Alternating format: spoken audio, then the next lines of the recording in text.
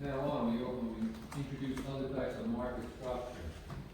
Whenever we're comparing it to perfect competition, you can always assume that the marginal cost curve is the same as the supply curve, right? MC is the same.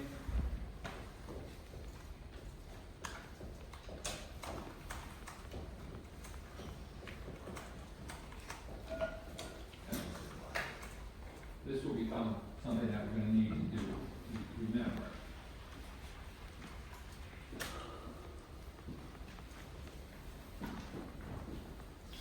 Okay, so far? Okay. Now, so this is, remember, this is like our ideal case, right? This would be if we were living in a perfect world, this is how things would operate, and we get the best possible. We know that that's not reality. The opposite case, the direct opposite, which equals 2, would be if we have a monopoly. We're all familiar with that.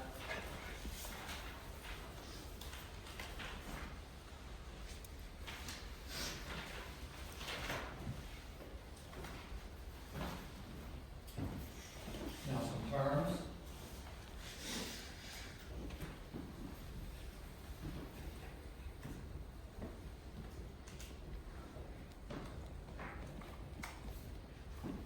If you were to read Bloomberg or if you were the Wall Street Journal or the Financial Times, you will see all of these terms. This is the ability of a seller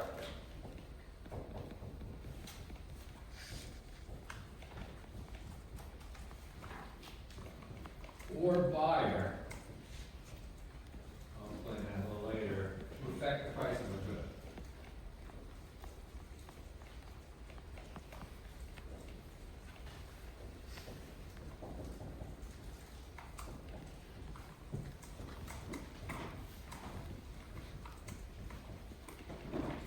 Okay, I'll call this sometimes pricing power. It's a big deal for a company, especially in a period of inflation. It's like, yeah, the excuse to raise prices. You can't do it, you're gonna lose a lot of your revenue. Monopoly, so that's one. A monopoly.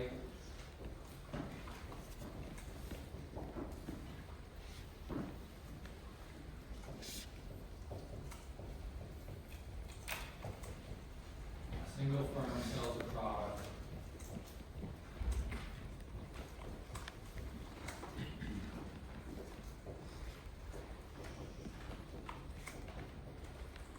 For which there are no substitutes.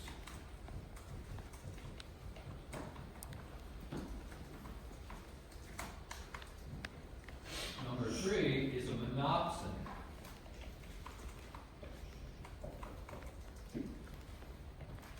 This is a market with only one buyer.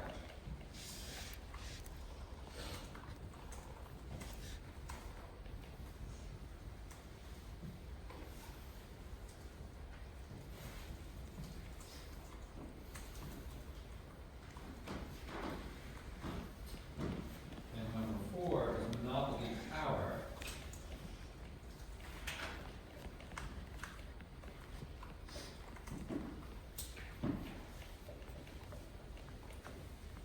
It's the ability to set price above marginal cost.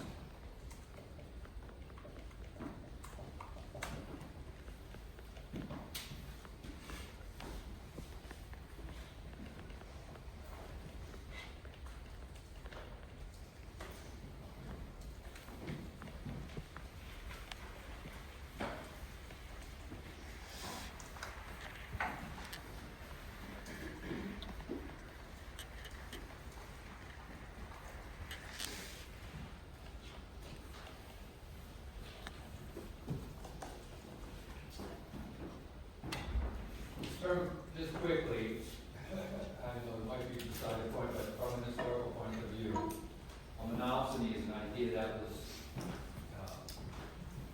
originally worked on by a woman by the name of Joan Robinson, who was contemporary with John Maynard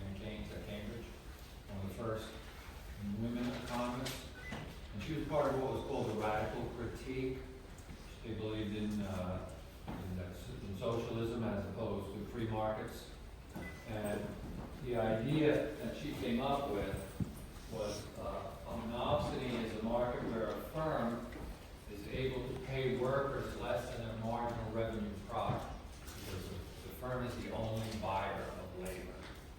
So they have a monopsony. They're able to make or force workers to accept wages that are lower than the marginal revenue product, which is a fair wage. And so this is what's called Pagoovian exploitation. Pagoo was another famous historical economist. And so Joan Robinson was actually the first one to make the case and start arguing about the wage differential between men and women. She's arguing that women are not getting paid, and she's also responsible for some of the work done in imperfect competition. She probably wouldn't like that. But anyway, it's interesting to, if you like economics, to go back and look at the history of economic thought. Now, how do you get away with having a monopoly?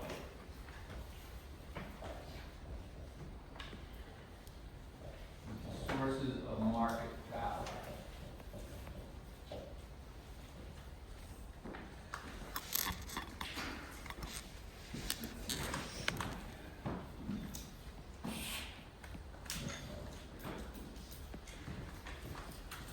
Okay, first, sometimes you have what's called a natural monopoly.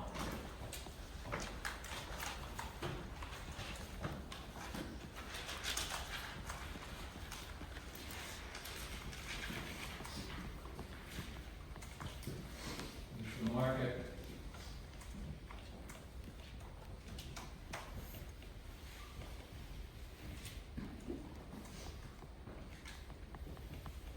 where it is efficient,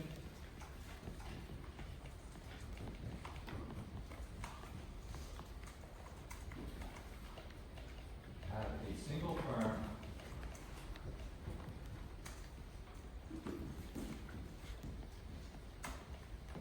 produce the industry output. In other words, sometimes it only makes sense to have one firm.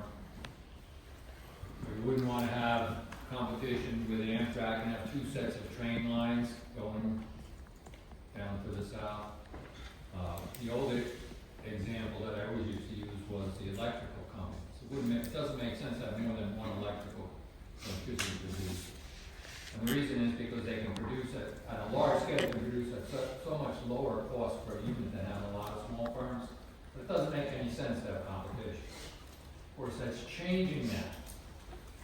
And the first thing that happened now with solar panels is that we got markets where you can produce electricity in your house and sell it back to the electrical company. The whole industry is changing. I myself don't think that solar panels and wind power and that kind of thing is going to be sufficient to produce the kind of electricity we need for electrical cars and electrical heat. And so I have a kind of odd position. I think we need to go back to using the atom. We need nuclear power. We need to go back to nuclear power. And I understand it's possible to build small nuclear plants that could satisfy a town or a city. Just have to be a little more careful with it. What do you think? It's the cleanest way. We're never going to be able to provide enough with solar panels and wind power. Anybody? Any scientists? Am I wrong? Does that scare you guys, nuclear power? Okay, well, all right, anyway, something to think about. So, for example,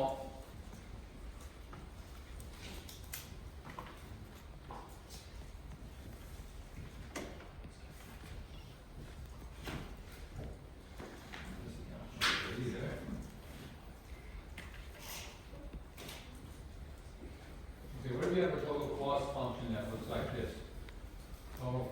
equals 100 plus 10 Q. Then average total cost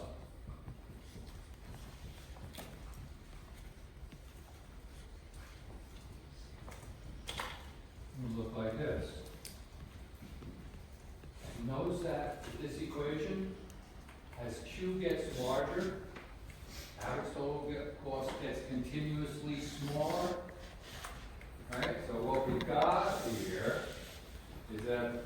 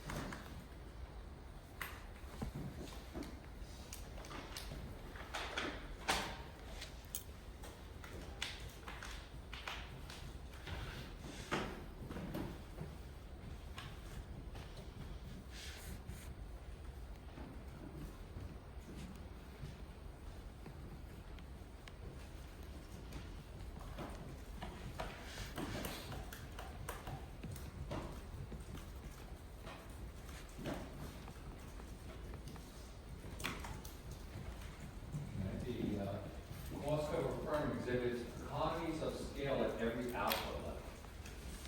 What exactly was the total, like the average total cost and total cost example of? Natural monopoly. Okay. In other words, it's another way of expressing the idea that it only makes sense to have one firm producing the entire output, because by doing it on a large scale, you have continuous economies of scale. Cost per unit keeps going down, the bigger you get, the cheaper per unit it is. Everybody okay with that? To goose that up? Okay? All right. Second example is government regulation.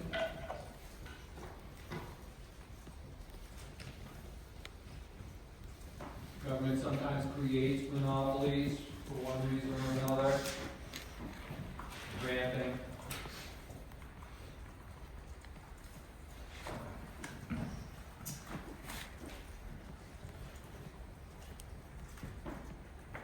Government franchises or licensing.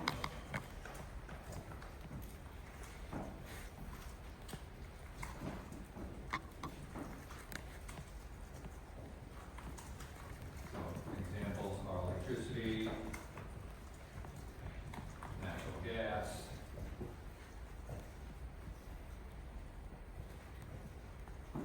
Local governments do this as well.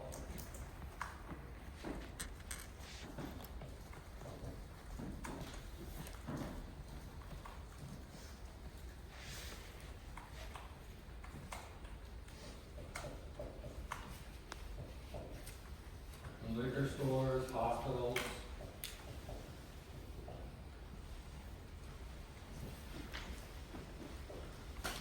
Taxis, things like that. So another idea here, when you have a monopoly, it just doesn't have to be some giant company. You can have local monopolies.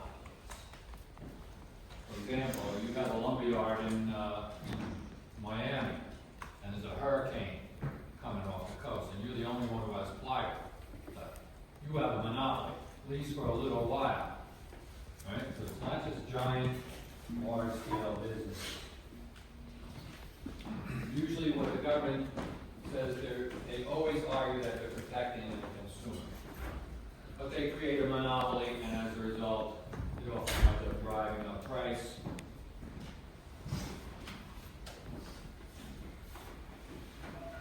We may be headed towards a period where, under our new president, where we move away from this. We're going to have a big 4 years of deregulation. It'll be interesting. Patents.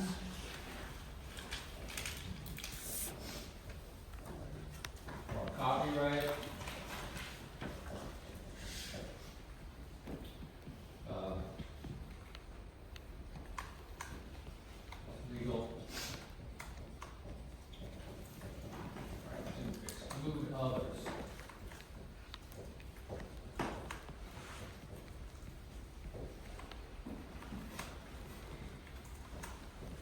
This is their language.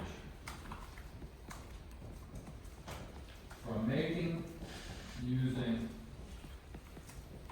or selling an invention.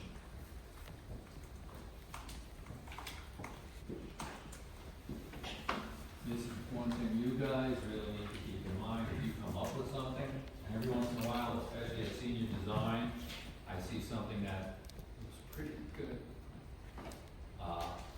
If you come up with something, get a patent. If you're really serious about it, get a patent. Because it will be stolen from you otherwise, for sure. Now, it used to be 17 years for a patent. But this changed largely because of the pharmaceutical industry. It had a round of GATT in Uruguay years ago, where the pharmaceutical companies were arguing that the patent protection of 17 years was not enough for them to recoup their investment. And it made sense because in pharmaceuticals, it takes 10 years before a molecule can be actually sold. So your patent protection only lasts effectively for 10 more years, right? During which time you can charge anything you want and make a big profit. So they extended it to 20 years.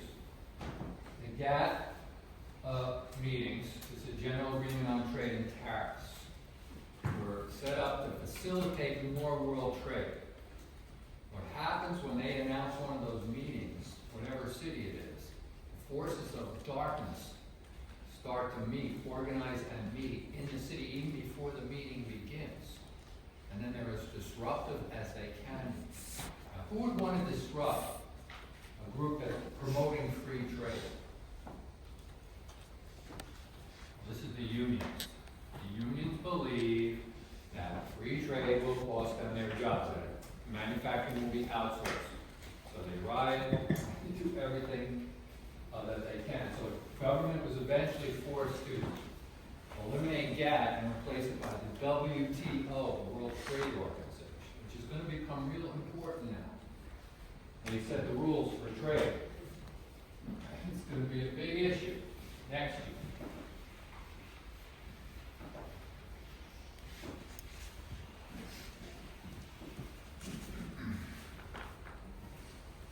Now the idea here is it is necessary to allow a deadweight loss. You remember that?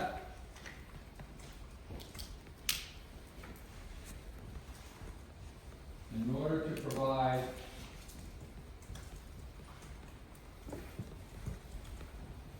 incentive to inventors.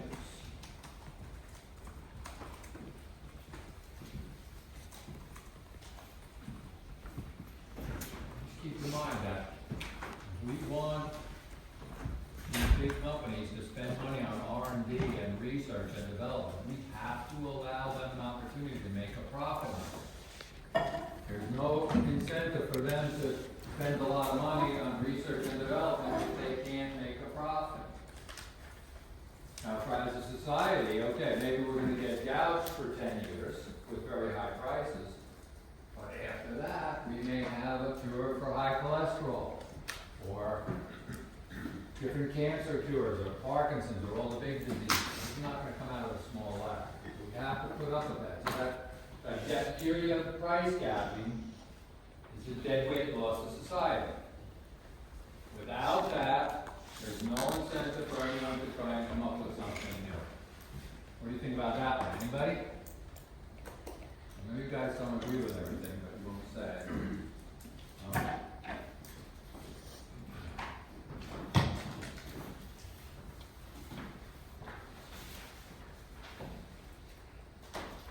Now the more technical stuff.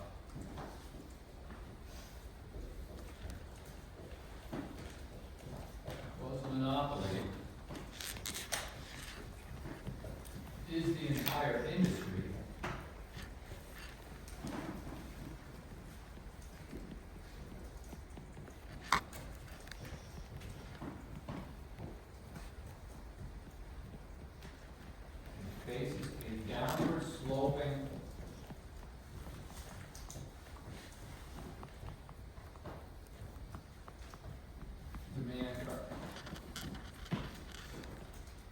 as a result, marginal revenue is always less than price.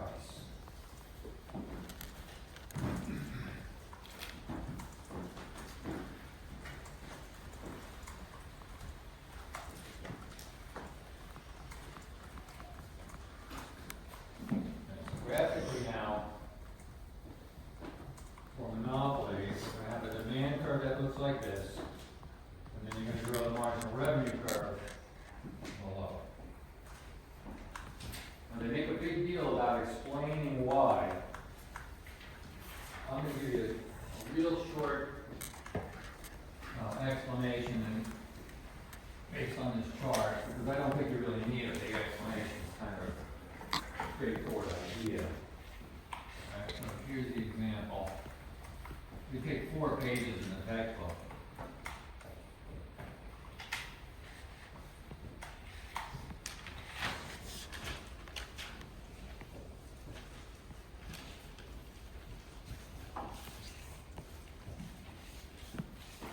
Okay, so from now on, when you see quantity and price, this is now our demand curve, right? Price and quantity is the demand curve. Now, total revenue is always price times quantity. And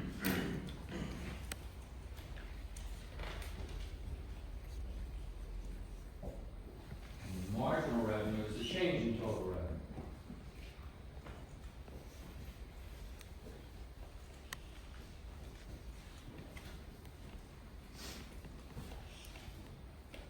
Okay, so, first thing, monopolists, even though they have this market power, can't set price and output. You can't set the price and the amount you're going to sell. You can set price, the market determines the output. You set price, the demand curve determines the output, or you set quantity, and the demand curve sets the price. You can set one but not both. Now, this idea is, all right, if we set a price of 4, we're going to sell 2 units, our total revenue would be $8. If we want to increase our output to 3, we lower the price to 3, and we sell 1 more unit. But you'll notice we're selling 1 more unit at $3, but our marginal revenue is only $1. It's not $3. And the explanation is that in order to sell that 3rd unit, you have to lower the price on all 3, not just the last one.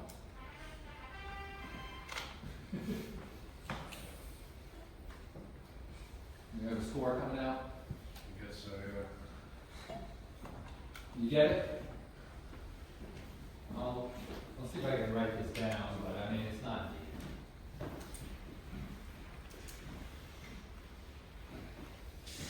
The reason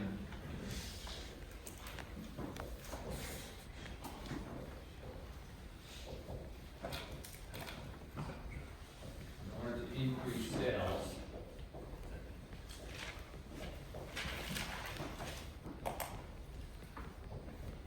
monopolists has to lower the price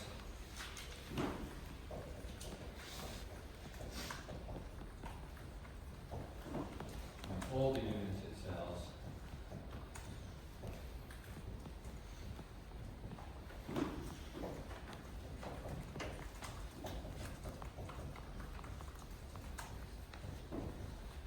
Not just the margin.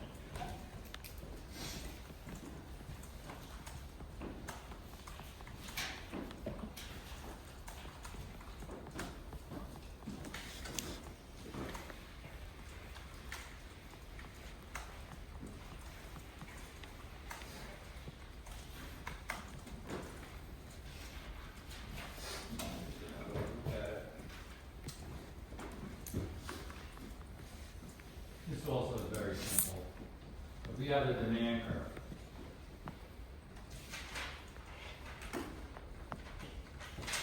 P1, Q1. If the monopolist wants to increase the quantity, it has to lower the price P2, and we'll wind up selling more units Q2. Now, because they're selling more units, this is going to be the addition to total revenue. Okay? They're going to sell this many more units at this price. But at the same time, this area is going to be, this is going to be the loss of total revenue due to a lower price.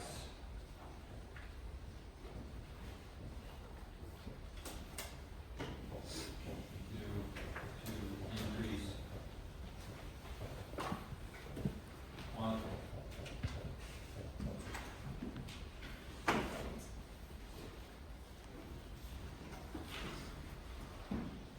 All right, now, here.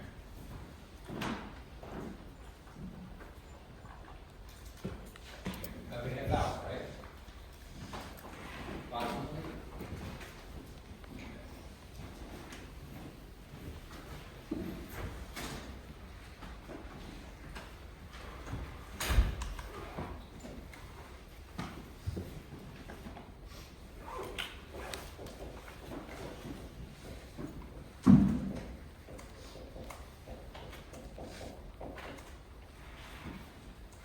Now, if you're attempting to study this, or you're going to try it at all, one way to organize it is for each market structure, begin focusing on the pricing and output decision.